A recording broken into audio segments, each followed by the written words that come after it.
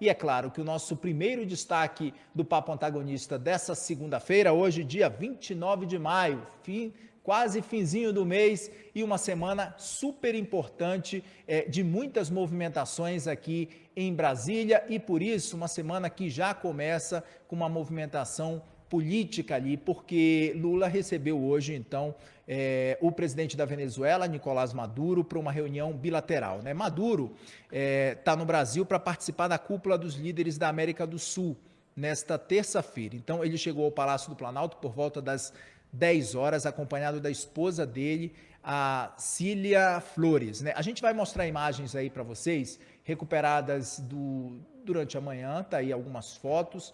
Se a gente tiver imagens também, a gente vai mostrar algumas imagens para vocês da subida da rampa do Palácio do Planalto. O presidente da Venezuela, Nicolás Maduro, cumprimentando, apertando a mão de Luiz Inácio Lula da Silva em frente ao Palácio do Planalto. Estava ali acompanhado da sua primeira-dama, a sua esposa Janja, né?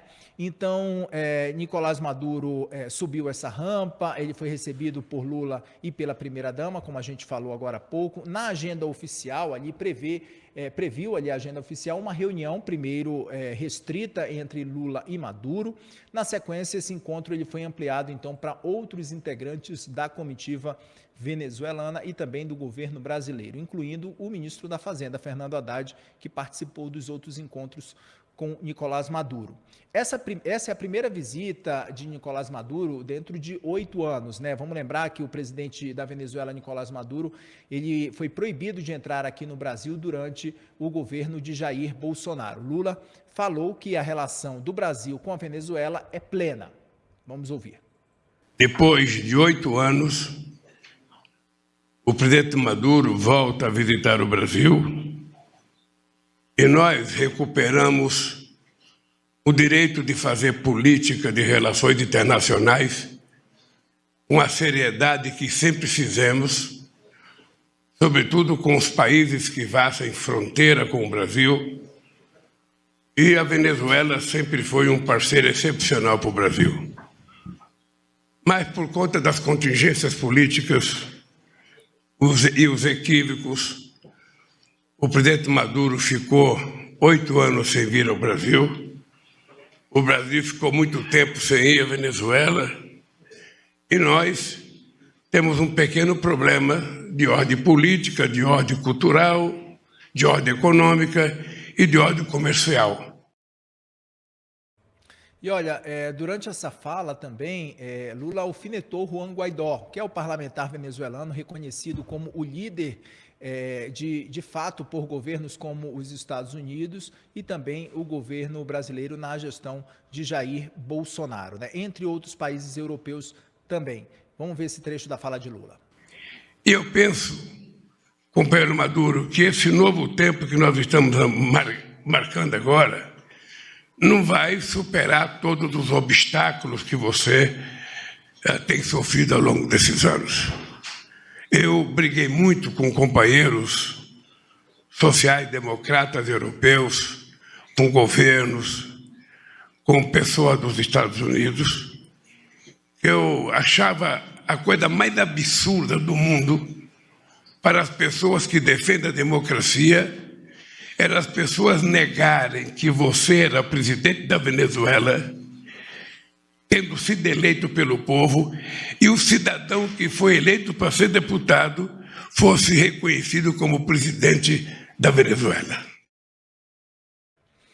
Então, pessoal, depois de todo esse discurso que foi feito por Lula e também por Nicolás Maduro, a gente foi a campo aqui. Eu fui a campo para tentar entender como essa repercussão caiu dentro do Congresso Nacional, mais especificamente dentro da Câmara dos Deputados, numa semana super decisiva para o Palácio do Planalto. Então, essa visita, a leitura que eu tive de lideranças ali, principalmente da direita e de centro-direita, é de que essa visita ela já estava de fato programada ali no calendário do Palácio do Planalto. Ela foi planejada há alguns meses. Porém, a forma como a visita aconteceu, com pompas e honrarias, as falas que Lula deu ali, as declarações que ele deu nesse encontro com o Nicolás Maduro, não caíram bem dentro da Câmara dos Deputados, pelo menos para lideranças com quem eu conversei da direita e de centro-direita também. Essas lideranças afirmaram que o timing da visita foi equivocado, né, por conta de ser uma semana bastante decisiva para o Palácio do Planalto.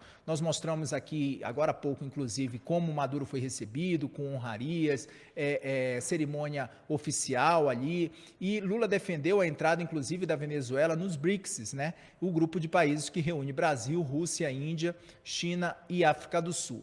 Essa visita do ditador venezuelano, ela já estava definida há meses, como eu disse, mas esse timing não foi bem recebido. Uma das lideranças parlamentares me disse a seguinte frase, olha só o que o líder importante dentro da Câmara dos Deputados me disse hoje. A bolha da Venezuela permite essas visitas fora de horário.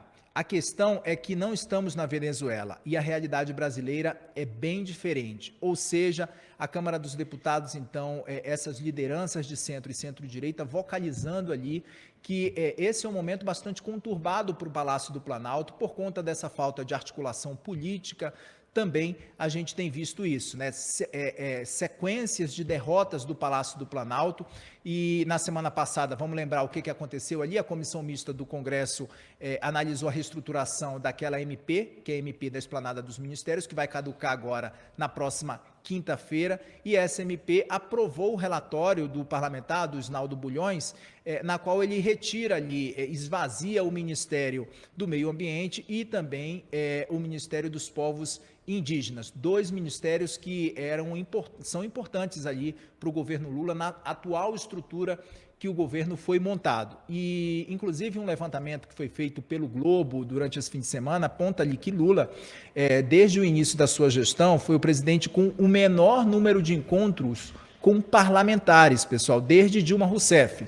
Foram 9 encontros contra 83 de Jair Bolsonaro e 39 de Temer em igual período, viu? Em contrapartida, Lula se reuniu com 30 chefes de estados em 5 meses, segundo o jornal O Globo. Um a menos que Bolsonaro em todos os 4 anos que ele esteve à frente do Poder Executivo. Vamos chegar para cá? Wilson Lima e também Duda Teixeira, que participa com a gente do Papo Antagonista, para ter essa leitura da geopolítica, da repercussão que o mundo também está dando dessa visita do ditador Nicolás Maduro aqui ao Brasil.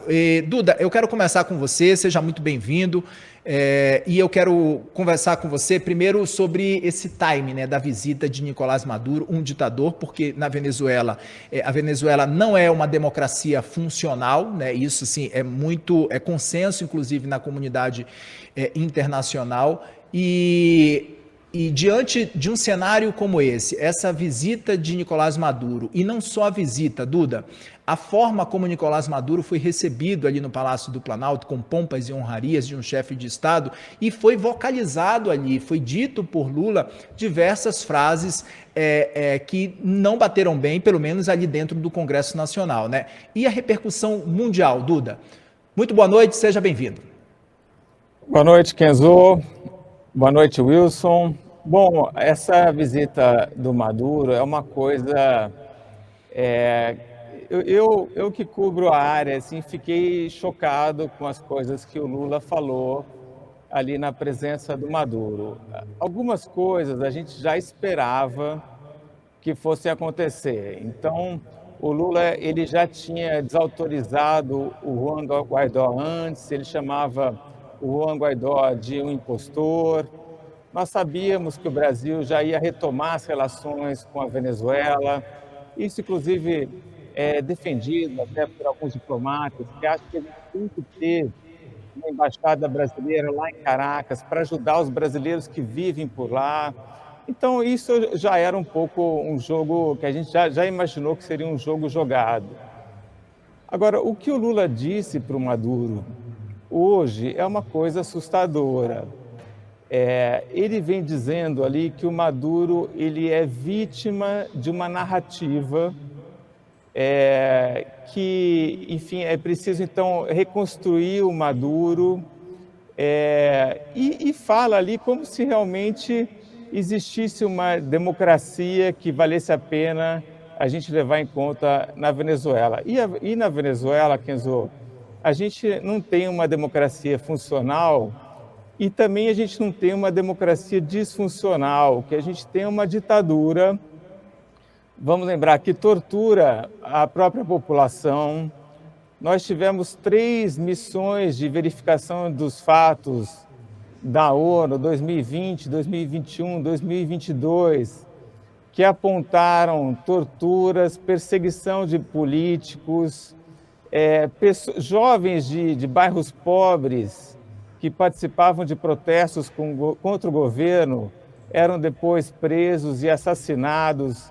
É um país que tem 284 presos políticos, tem 7 milhões de pessoas que fugiram de lá porque estavam passando fome, ou porque estavam sendo perseguidas. E aí o Lula vem dizer que o Maduro é um pobre coitado que está sendo injustiçado, e o Lula com essa tentativa aí de querer reabilitar, então, a imagem desse ditador. Fazer acordos comerciais, ter comércio, tá? Manter relações com ditaduras é uma coisa que faz parte das relações internacionais, tá? Não faz sentido, por exemplo, o Brasil parar de vender frango para a China ou para os Emirados Árabes ou qualquer coisa assim. Comércio tem que ter, é bom para os dois lados e até tem várias outras vantagens do comércio, por exemplo, para ajudar com a paz e até com a democracia em vários sentidos.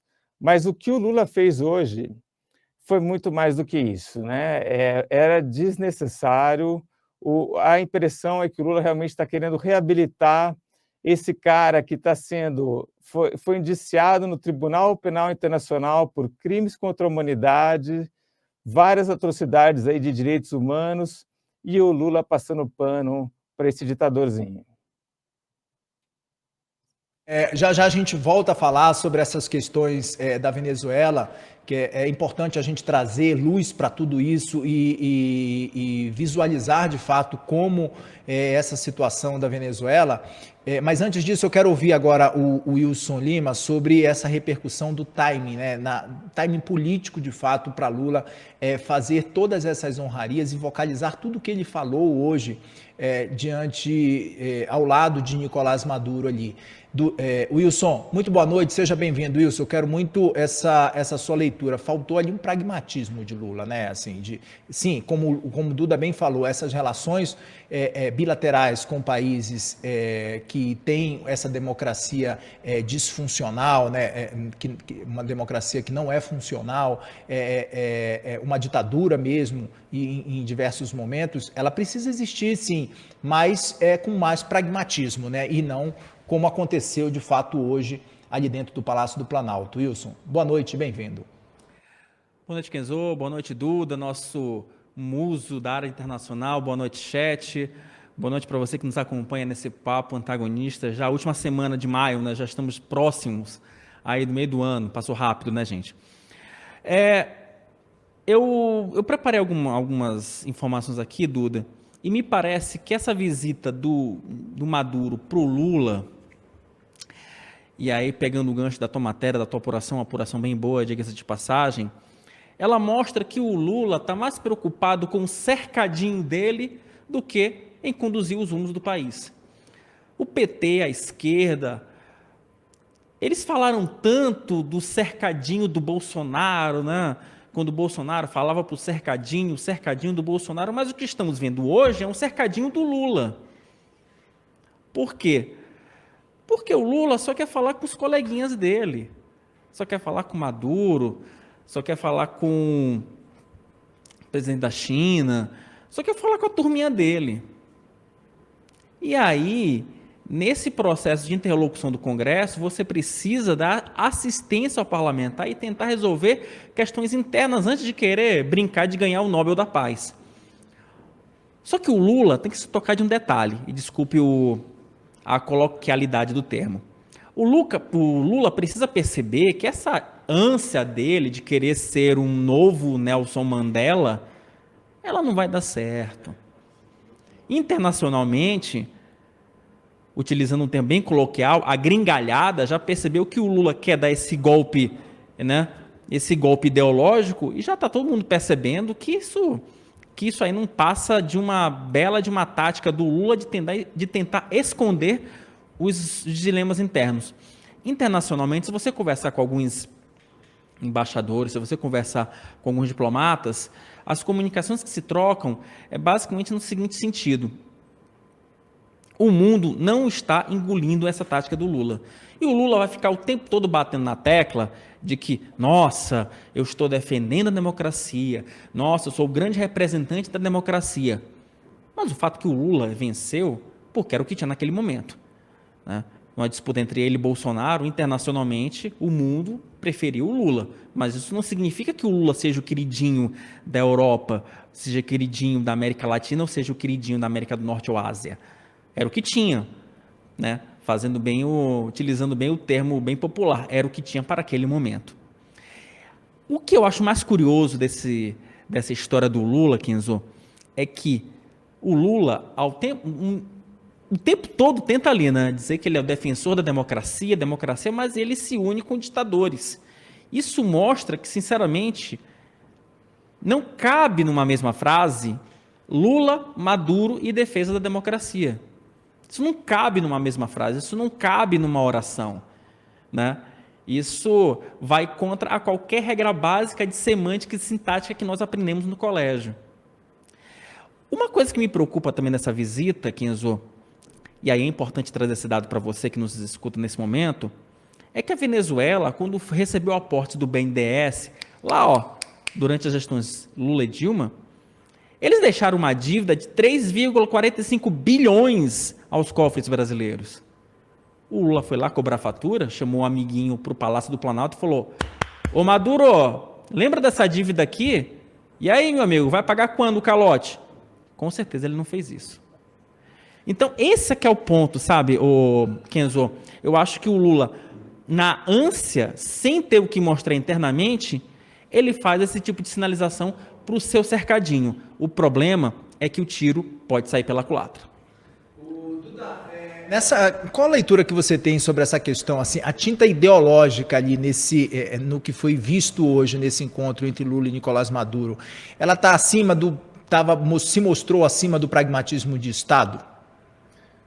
Total. O Lula não está sendo pragmático em nada. E a Venezuela deixou de pagar o Brasil não por uma questão ideológica ou porque teve embargo americano, nada disso. A Venezuela deixou de pagar o Brasil porque Hugo Chávez e Nicolás Maduro destruíram o país que existia por lá, que era um grande exportador, não só de petróleo, né? A Venezuela exportava frango, carne, chocolate, carro. Era um país que não era um país desenvolvido, mas era um país que se podia dizer rico, tanto que os colombianos viajavam para lá.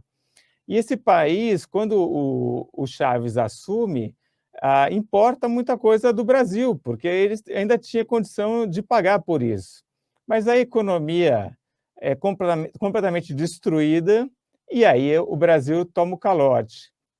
Gostei dessa noção aí que o Wilson falou do cercadinho, né, do Lula fazendo isso para agradar a turminha mais petista, os fãs dele.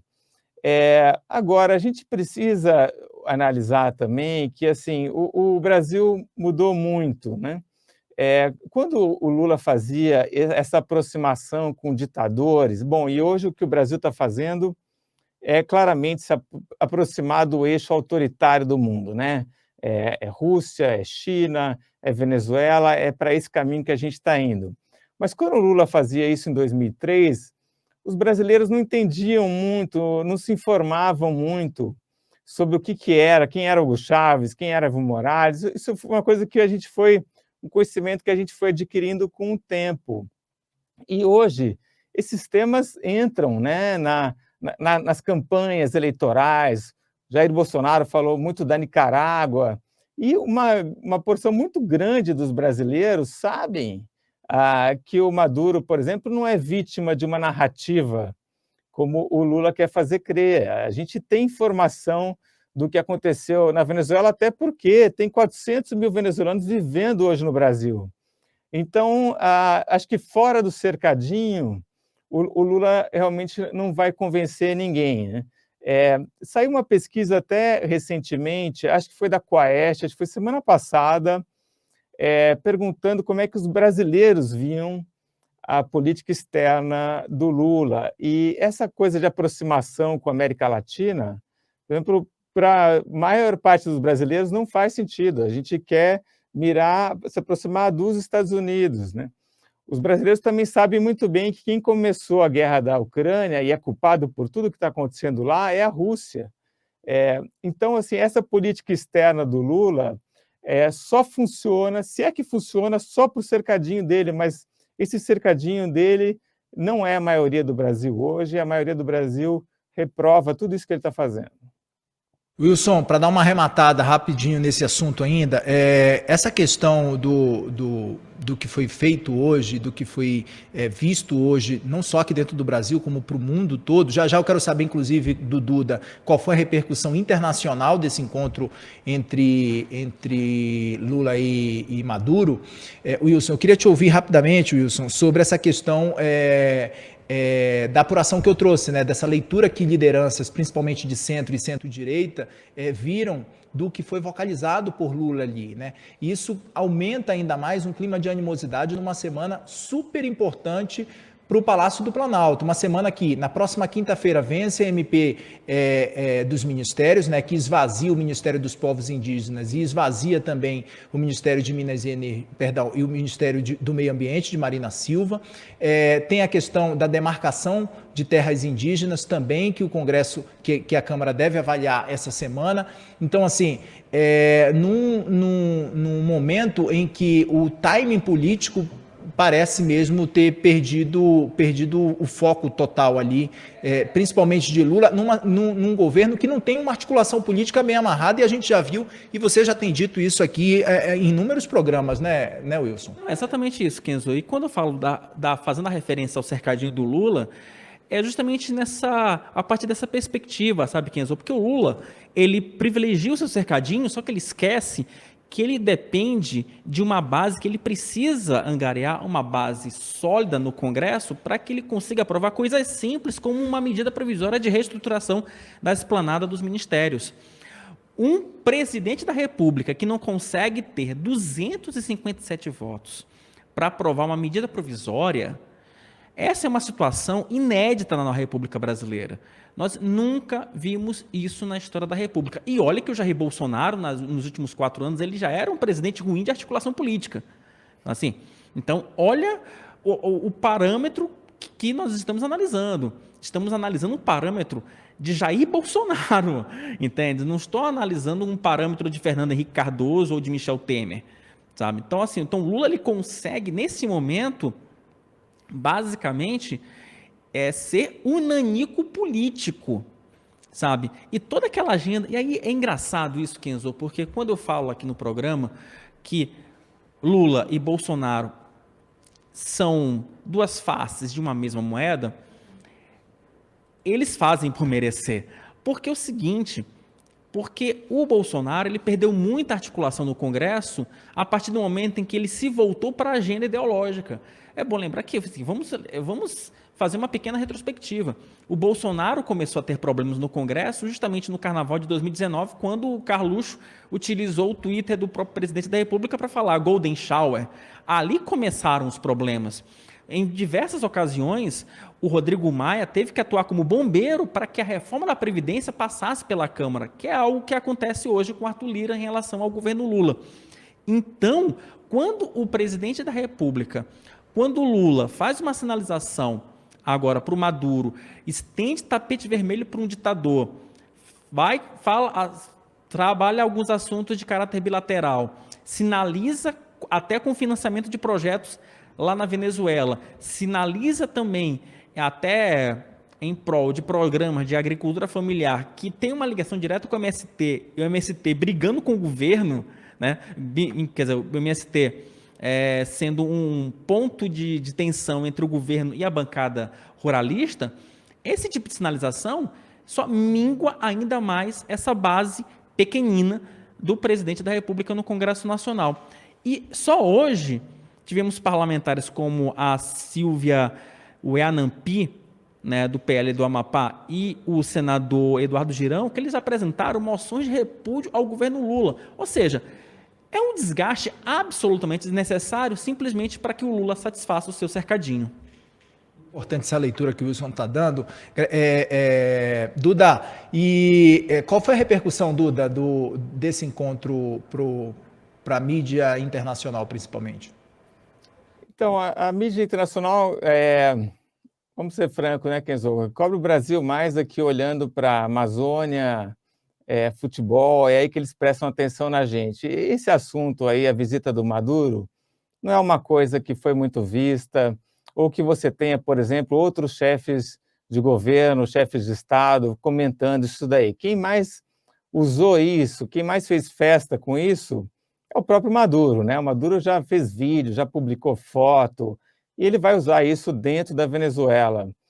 Agora, uma coisa que eu queria destacar, há alguns meses, alguns chefes de governo, por exemplo, o francês Emmanuel Macron, os americanos também com o Joe Biden, houve uma tentativa de se aproximar ao Maduro, tá? Então, assim, isso que o Lula está fazendo também é uma aproximação ao Maduro, só que vale mostrar como é diferente quando esses países, democracias civilizadas fizeram isso, o que o Lula está fazendo agora.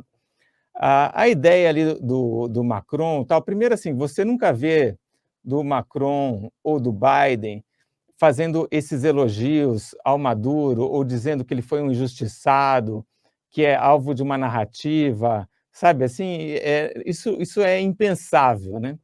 E sempre tinha uma contrapartida, que não é só uma contrapartida comercial, como o Lula está frisando muito agora, mas é uma questão que toca também, por exemplo, na questão dos direitos humanos, ou então na questão da eleição, né? Que a Venezuela deveria ter uma eleição em 2024, e outros países querem assegurar que tenham outros partidos participando dessa eleição, né? Também havia pedidos, por exemplo, para libertar os 284 presos políticos. Esses países também, vários outros países da América Latina, têm preocupação com os refugiados venezuelanos, né? Porque eles precisam de acolhimento, de vacina, de comida, de trabalho, e causam, às vezes, problemas para os outros países de vários tipos. E o Lula não faz nada disso, né? O Lula, parece que a questão dele, ele acha que o Maduro vai conseguir pagar o que deve ao Brasil e que tem aí uma grande questão econômica que possa ser motivo para uma aproximação. E ele esquece, ignora totalmente as questões de direitos humanos na Venezuela, o que é vergonhoso. Só para dar uma informação aqui, que aí vocês falam, nossa, vocês estão pegando o pé do Lula com o Maduro. Mas eu tenho uma informação aqui que a Operação Acolhida, lembra da Operação Acolhida, Kenzo? Aquela operação para abrigar pessoas, para abrigar refugiados e imigrantes da Venezuela. Eu estou olhando aqui, a própria SECOM do governo federal divulgou um release, agora há pouco, em março, dia 30 de março. Vocês podem colocar aí no Google. A Operação Acolhida atingiu a marca de 100 mil pessoas refugiadas e imigrantes da Venezuela no Brasil. Gente, alguma coisa está errada. E detalhe, a Operação Acolhida começou em 2018. Foram 4 anos. Em 4 anos, só a Operação Acolhida já conseguiu atender 100 mil pessoas, fora as pessoas que não são diretamente ligadas que não são assistidas por essa operação. Então vejam aí o caos humanitário da Venezuela. E nós, mesmo assim, mesmo o Brasil importando todo esse problema social, mesmo assim o Brasil bate palma e tem tapete vermelho para o Maduro. O Wilson, e só queria frisar aí, o Lula nunca citou sequer a Operação Acolhida. E é uma coisa que, puxa, vamos falar de direitos humanos, olha o que eles fizeram, né? Esses venezuelanos chegaram no Brasil entraram no Sistema Único de Saúde, receberam vacina contra a Covid, e depois eles foram encaminhados para 838 cidades brasileiras, onde eles foram informados sobre como era a cidade, para ajudar a trabalhar.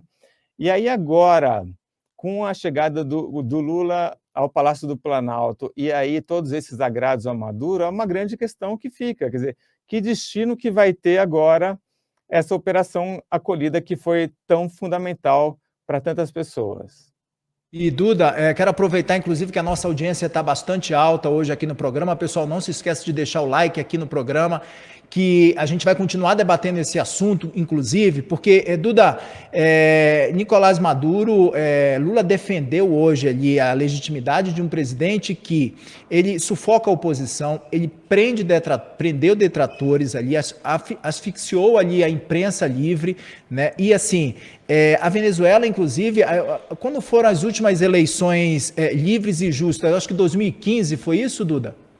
2015 é o momento que a oposição consegue a maioria no Congresso, né? E aí você tem uma oposição forte interna, até que o Maduro vai acabar com a Assembleia, criando uma Assembleia paralela. Então, tudo que a oposição tinha conseguido nessa eleição em 2015, ele cria uma Assembleia Nacional Constituinte, que não faz nada de constituinte, mas que substitui a Assembleia Nacional que tinha sido eleita, né? Democraticamente eleita.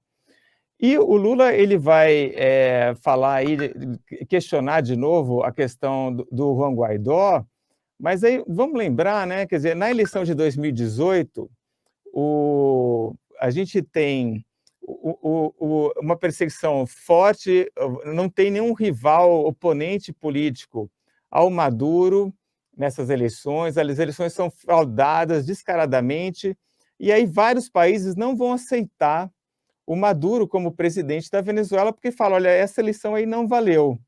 E aí se considera que o cargo de presidente ficou vago, porque a eleição não acontece. E aí que, seguindo a Constituição venezuelana, você está lá escrito, quando o cargo de presidente fica vago, quem assume é o presidente da Assembleia Nacional. E o presidente da Assembleia Nacional era o Juan Guaidó. Então, o Lula está dizendo que nunca reconheceu o Juan Guaidó, mas o Juan Guaidó assume com o amparo da Constituição venezuelana, uma coisa que, mais uma demonstração de ignorância do nosso presidente.